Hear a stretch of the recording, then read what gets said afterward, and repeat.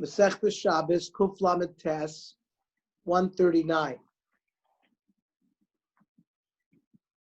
Tanya Rabbi Yossi ben Elisha Oimer, Imra'isa Dor Shetzoras Rabos Bos Olav.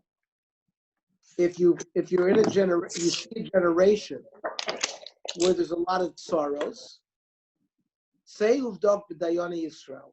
You know what? There's a problem with Jewish judges. All bad things that happen in the world happen because there's injustice among the Jewish judges. Shenemar. It says in Micha, Shimun Azos, hear, O Roshe Beis Yaakov, Uksine Beis Yisrael, the heads and officers of the house of Israel. Hametavim Mishpat, who distort justice. That's called Yishara Yakeshu, anything that's straight, they bend. Bonei Tzion b'damim, they build Zion with corruption and money. V'Yerushalayim ba'avla, Rosheh b'shachad, its heads bribe. Yishpotu v'chohaneh b'mechir yoru, and the Kohanim also are corrupt. Unvieh b'kesef yiksomu b'al Hashem yishavu. And the Nevi'im also can be bought off. And they're Rishonim, they're evildoers. But they still believe that HaKadosh Baruch Hu is going to save them. Lefichach maybe HaKadosh Baruch Hu alein sholosh piranios keneged sholosh aveir shebiyadam. He brings three evil things because of three averos. The shochad, yishpotu b'mechir yoru, unvieh b'kesef yiksomu, and it'll be soda techaresh. Right, the fields of Yerushalayim will be plowed under, and it'll be like a forest. Shenemar, it says in Yeshayahu, Lachein biglachem tzion sadeh techaresh. Because of this, Zion will be plowed under. Yerushalayim ayin tiyeh.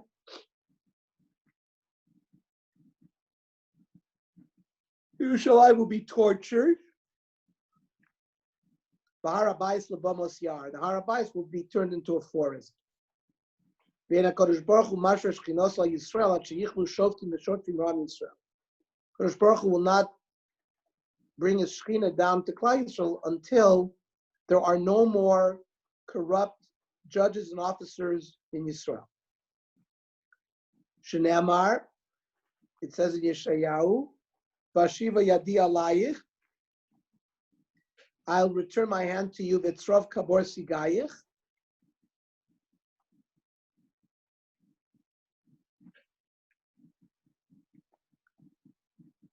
Va'asira kol dilayich. Va'ashiva shavtach kibor yishanav yatzach kivar. When will I undo all of the prisoners and clean up all of the mess, meaning the Shekhinah will come back only when you return to honest judges. Amr Ula, and Yerushalayim nifte ela b'tzedakah, shenemar tzion b'mishpat tipodeh v'shaveh b'tzedakah.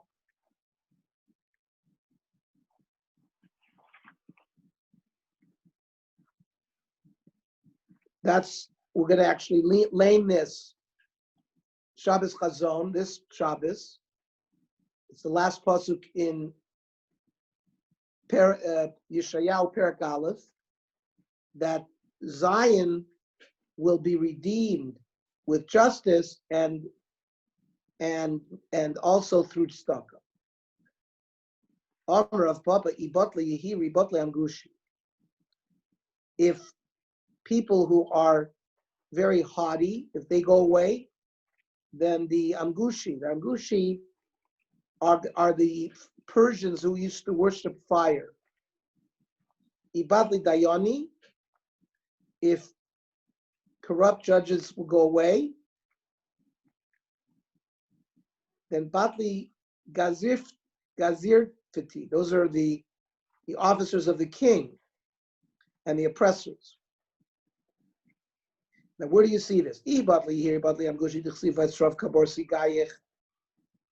I will.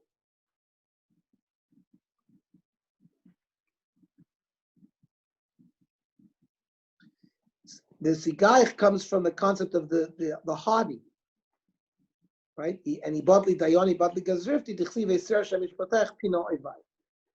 If you remove your evil judges, I will get rid of your enemies.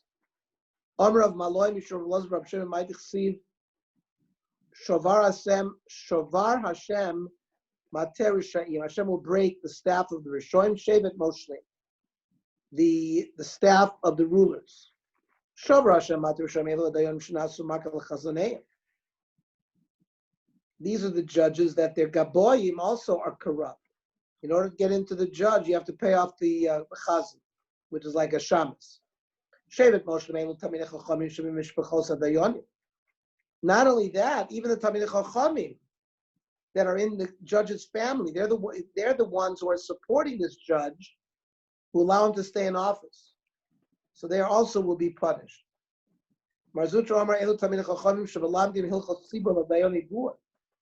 Chachamim that teach people to be judges who are of very poor character, and then they end up distorting justice.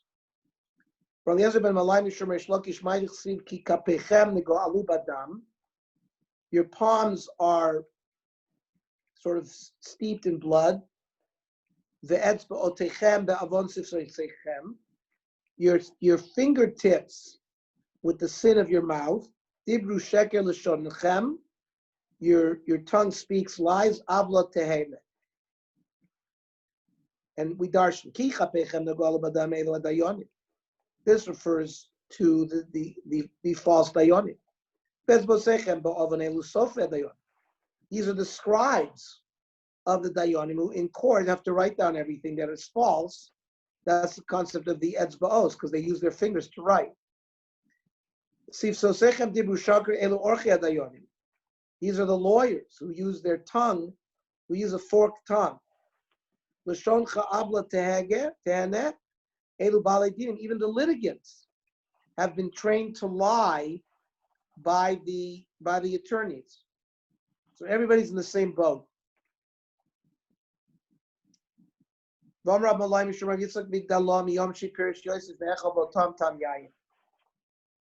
And when Yosef was sold into slavery by his brothers, he didn't drink wine. And the Nazir represents a person who doesn't drink wine. Even the brothers, because of their regret in selling him, also didn't drink wine. Because later on, after 13 years, when they get back together, I'm sorry.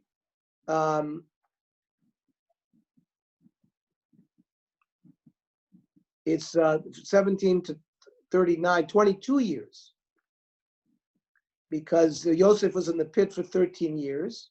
He was 17 when he was sold. He was 30 when he served as the viceroy. And then there were 7 years of famine, 7 years of plenty, and then 2 years of famine before Yaakov sent the brothers down. So by that time, Yosef was 39.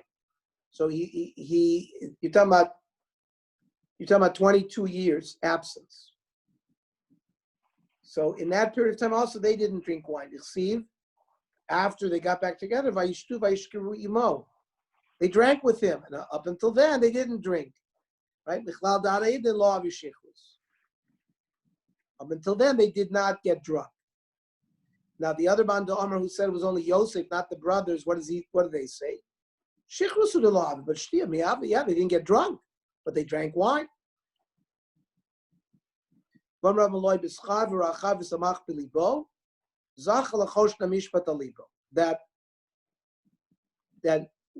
in Moshe Rabbeinu was at the burning bush, so he's told to go back to Mitzrayim and talk to Klal Yisrael. Now Aaron already had Nevuah in Mitzrayim, because there's a pasuk in Shmuel that says "Hanigleni gleti al beit avicha," that in Eliah Cohen, it refers to the family of Eliah Cohen, that Hashem had appeared to Aaron in Mitzrayim, even before Hashem had spoken to Moshe. So by right, Aaron should have been jealous that here, by the way, Moshe was 3 years younger than him. Aaron already had received Nevuah in Mitzrayim. All of a sudden, his younger brothers coming and taking over the show. It didn't bother Aaron. In fact, Hashem predicted that v'racha v'samach b'libo, that when you meet up with your brother Aaron, he's going to be happy, even in his heart. He was not jealous. Because of that, zachal l'choshna mishpat alibo. The choshen with the urim and the tumim in the choshna mishpat was on the heart. Was on the breastplate, was on Aaron's chest, because that's where his heart was, and it's a reward for the v'racha v'samach b'libo. Sholchu lebnei Bashkar leLevi. There was a city Bashkar, so the people of Bashkar sent Levi the following questions: Kila Mahu, can you erect a canopy on Shabbos? Kshusa b'charma Mahu, when you use hops that are used to make beer, when you plant them with grapes, is that considered klaya kera? Then they asked him, Mace b'yontov Mahu, can you bury a mace on Yontif? Can you dig a grave for him?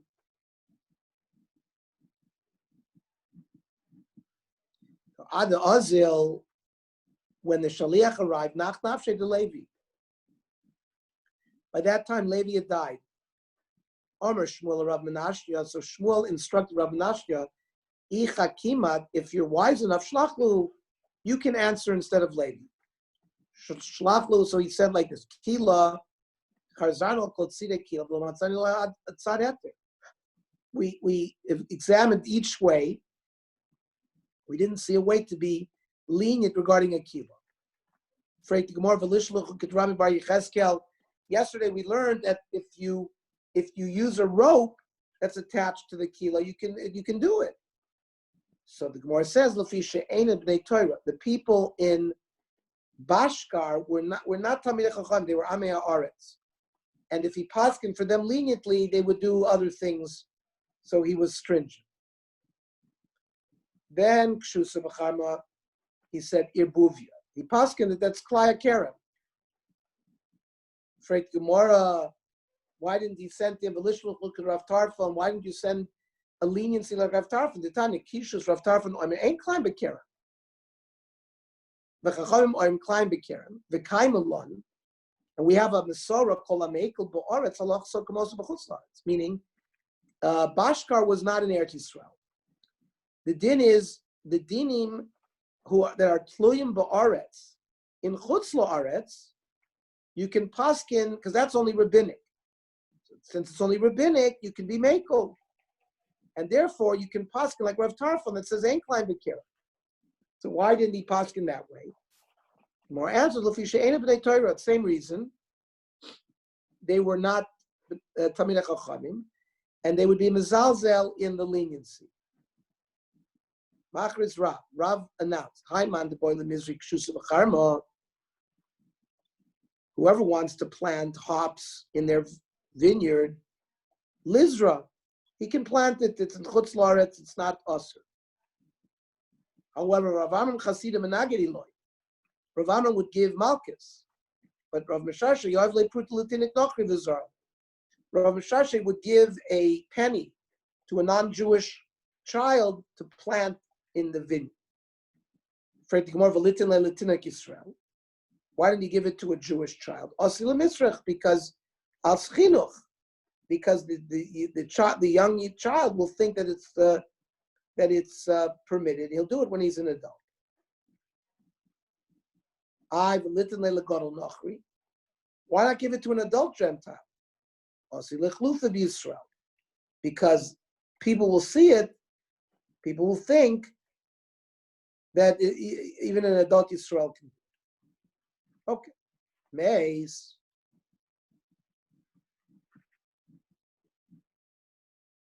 And in fact, the dinim of kloyim, the Rambam says, is only mid rabbanon.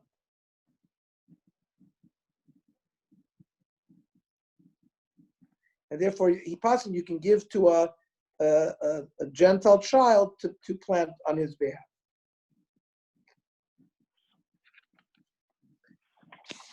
So then the third question was about mace. What can you do with the mace on Yom Tov? Shalach lo mace lo ya'asku be lo Yehudoin v'lo armoim. Nobody can deal with the mace on the first day of Yom Tov. Lo b'Yom Tov Rishon, lo Yom Tov Sheni. Not a Jew, not a Goy.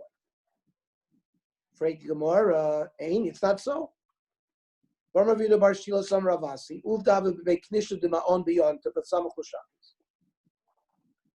There was a in the Beis Knesset in Ma'on. There was a yontif that was next to Shabbos. Now we're not sure. We're not sure whether this was a case where the yontif was Friday or the yontif was Sunday. That's a problem because there's going to be you can't bury on Shabbos. So now there's a delay. So if we're going to wait 3 days, the body's going to decompose. So they wanted to know if it was Yom Tov Rishon on Friday or it's Yom Tov Rishon on Sunday, and it's also a delay because it wasn't buried on Shabbos.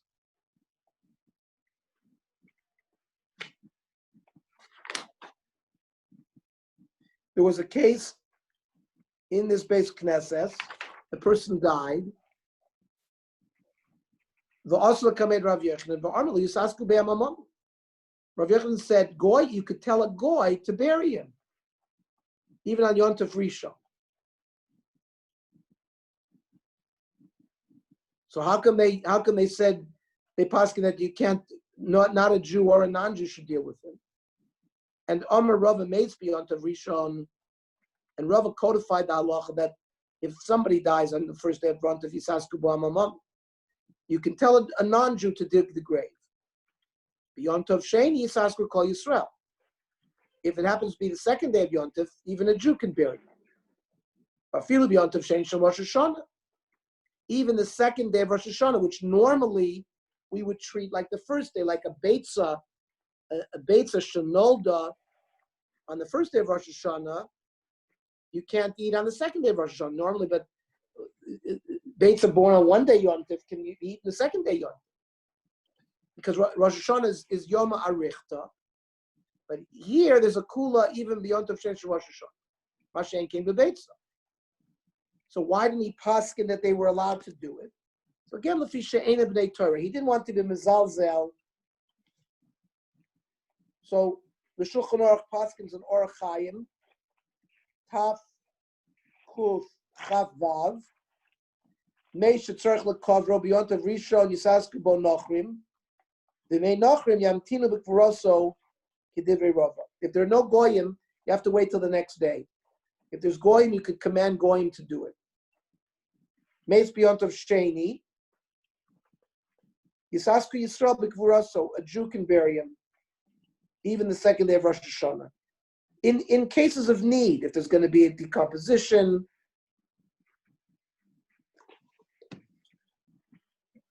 and there's a Rav Moshe on this, and there's so it's not so poshut. Weiter. Arav Avi Ravuna Rav Chama Bar Guria. Misatif Adam Bikila Uvekaskaseha. One of these canopies that have strings attached to it, you can wear it as a cape. The Yotzi Lushus Arabim B'Shabbos, it's not considered that you're carrying those ropes that are attached to this canopy. Now, Ma'ishlam Ravuna, why is this different than the case of Ravuna?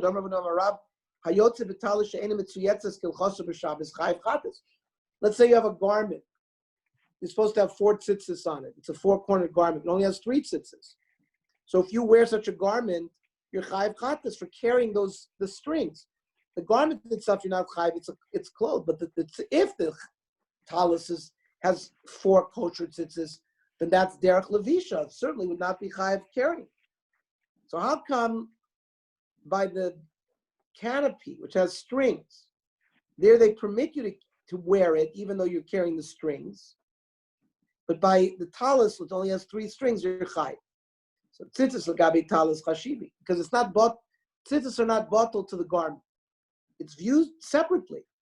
Therefore, if somebody's carrying 3 strings, well, 3 strings is meaningless. So you're carrying them, lo batli to the garment, lo chashivi ubatli. But these strings that are attached to this canopy used to tighten it are not considered chashiv, and they're bottled to the garment. Since you're allowed to wear the garment itself as a cape, so it's not considered that you carried the strings. We said you're not allowed to hang up this netting to pour wine through to remove the sediments. Can't do that, but you can make a trick. You can say, listen, I'm hanging up this netting for pomegranates. And then later on, you use it for wine, that's okay. And v'tola b'shmori. And later on, you can sieve the wine. But you cannot just say that you're going to use it for pomegranates. You actually have to hang the mitzias pomegranates there. How come here you physically have to hang pomegranate? I'll show you a case where just preparing something without actually physically doing it will work. The Tanya. You can brew new beer on Chol HaMoed if you're going to use it for that yontif. But let's say it's going to be made for after yontif us, because there's certain things like Chol HaMoed that we're allowed to do. Certain things we're not allowed to do. If it's for the sake of the moed, you're allowed to do it on Chol HaMoed. And echad shecher tvarim, echad shecher so'er, whether it's beer made of date beer or barley beer. Now, aval pi sheyesh len yoshan. Now, let's say you have a lot of old beer. Myrim v'shoysim nachadish. So, even though what you're doing is you're making new beer on Chol HaMoed, and you know that you have stores of beer, and what the new beer is going to do is allow you to continue to use those stores even for after yontif. But you could do a trick. You could be myrim and say, you know what, I'm going to drink only the new beer for yontif, even though it's an obvious deception. Hatzo, and there it doesn't require you to do anything like hang pomegranates. So the Gemara says, over there, it's not really clear what you're doing. You're making beer, you're drinking it. We don't know for sure that this is beer that you're going to use after yontif. Hacham has been pouring wine in this netting.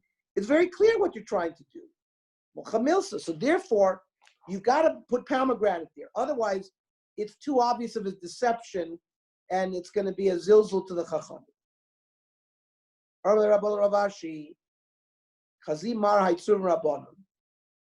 I saw a big Talmud Chacham, Rav Huna bar Reb Chayon Shmei. His name was Rav Huna. The Amila, some say Rav Huna bar Chalvin Shmei. The Shokol Bradu Tuma. He would take a piece of garlic. Umanach bebarza dedana. There was a barrel of wine leaking. Now you're not allowed to plug a hole of a barrel that's leaking. That's boneh or mitakin kli. So what he said, you know what? I need to store my garlic, and he stored the garlic in that hole. I'm just storing it.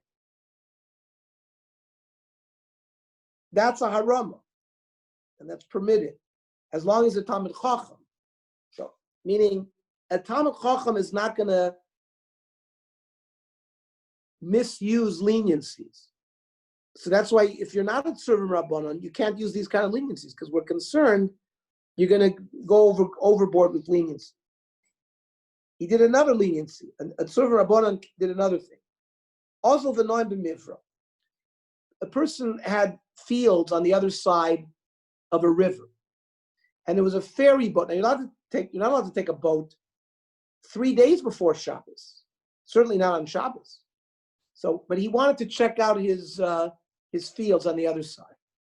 So he went to sleep in the boat, And you knew a few hours this boat ferry is going to go to the other side. I didn't get on a boat. I went on a boat to take a nap. I didn't know that they were going to eventually go to the other side.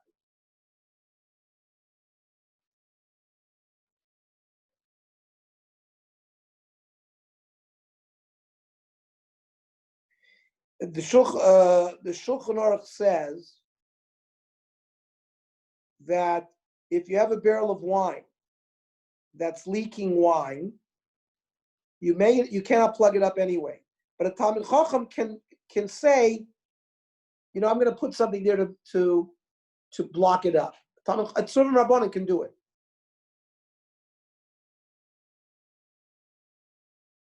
You're also allowed to make beer on Chol HaMoed as long as you're going to, use it for the Moed.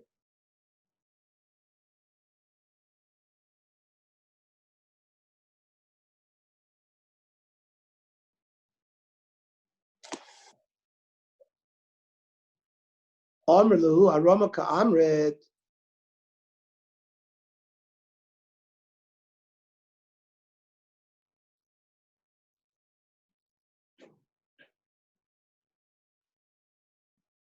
That means these haramas can only be done harama rabbanan. It's serve rabbanan lo asil mevid lechatchila. These are gzeres rabbanan. He wasn't over any instrument at Torah. And Talmid Chacham is not going to come and do these things lechatchila without harama. Therefore, there's no prohibition for the tzur rabbanan to use these tricks to accomplish certain things. Only by Yisur Rabbanon, not Yisur Deraisa. Because even if he did it without aroma, the only thing it would be over is a Rabbanon. So they weren't machmir when he was doing it in a certain deceptive way that is permissive. Because he's never going to do it lechatchila without aroma, but a non-Talmid Chacham might. Mishnah.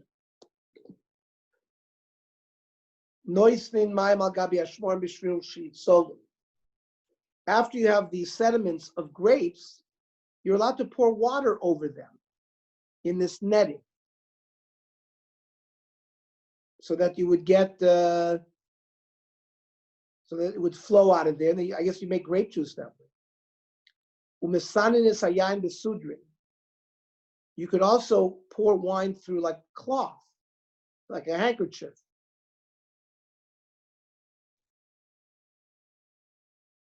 Or the kfifa mitzvahs, or through an Egyptian basket. And it's not considered borer, which is a prohibited borer. They used to add an egg for color to the mustard. And there was some kind of filter used for mustard. You could add it as well on Shabbos. They could make a certain drink. The Gemara will tell us what that is. Rav Yehuda remember Shabbos bakos, but you're limited. On Rav Yehuda said you can't make a large volume of it. On Shabbos you can only make a cup of it. On Yom Tov belagid, like a jug. The moed and Chol HaMoed you can even make a barrel. So the Goyim Kol Afia Archim. So it says it doesn't relate to Shabbos, Yom Tov, or Chol HaMoed. It relates to how many guests you're going to have. You have a lot of guests, you can make for how many guests you have. This anumli.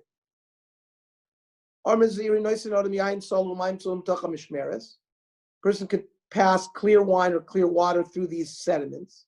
B'Shabbos ve'ein choshesh, and there's no problem because of borer.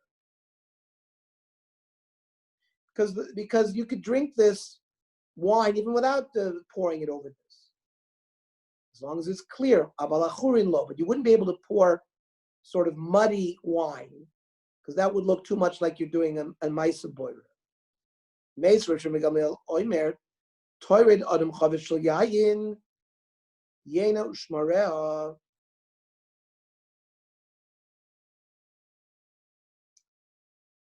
You can mix a barrel of wine with its wine and its sediments. You could pour it into this netting. And l'chora, this wine is also sort of muddy. Yeah, but this is in the wine cellar, and the wine is not ripe yet. It's going to remain this way anyways for a while. It's not going to clear up anyways when you pass it through the sieve. So you haven't really changed it. Then the Mishnah said, with a shinoi, if you can misane sayan besudrin, you could put the wine through a handkerchief. As long as you don't make a ditch, like a crack in the sudr, because that's, I guess, the way you did it during the week, and you don't want to do it that way on Shabbos. And you could use a kfifa mitzvah. You shouldn't raise whatever the cloth that you're using, or the barrel, or the Egyptian basket above the kli that you're draining it into. A tefach high, I guess it looks like an ohel, and also it's a shinui. Rashi says, "Kamidas ohel." Otherwise, it looks like you're making an ohel. Rav high frunka. Apage dechuva shari. Certain covering that has holes in it that only covers half the barrel, you can spread it over the barrel. Only half the barrel. Kula kuva asr. But on the whole barrel, you couldn't. On Rav Pasal, nehadik inish tziniyosa befume the kabne the chavisa. You shouldn't stuff straw in the opening of a barrel. Again, also the cup. It looks like you're doing an act of sieving, which is ulda the chol.